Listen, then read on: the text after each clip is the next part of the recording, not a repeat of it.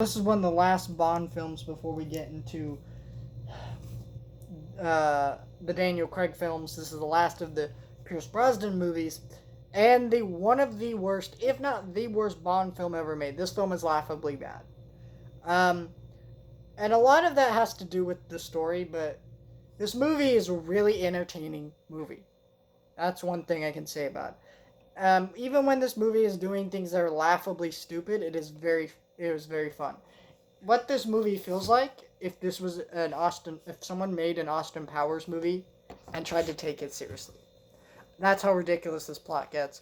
We have this white dude who, in the beginning of the movie, this is a spoiler, is a Korean guy, and we think he dies, and then we find out later he had all these surgeries done to become a white dude.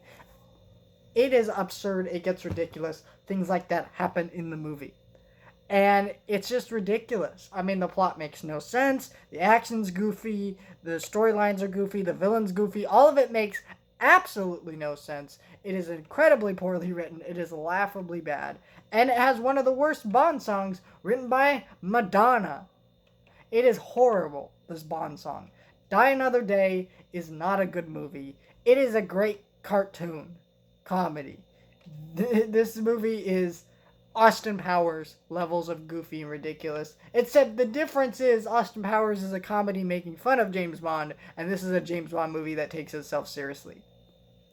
This is easily one of the worst Bond films, if not the worst one ever made, because honestly, I mean, the other Bond films that are goofy and like more ridiculous than this movie, at least you can say, well, they were 60s, they were kind of 70s movies, so they're kind of dated by today's standards.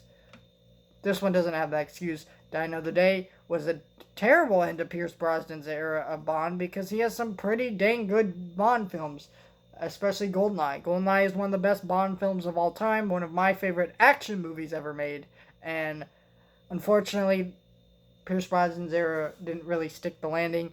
But now we just have 4 more films to go in the Daniel Craig era of Bond, and we move on to his era, and we will eventually be getting into some of the other Bond films uh, in Daniel Craig's era starting soon. But so we're almost ready for No Time to Die coming out in October, which hopefully does not get delayed because that would be my luck, is that I reviewed all the Bond films and got them all done out of the way early, and we don't have No Time to Die. But hopefully it comes out. I'm excited for that movie. I enjoyed all the Bond films I've watched so far.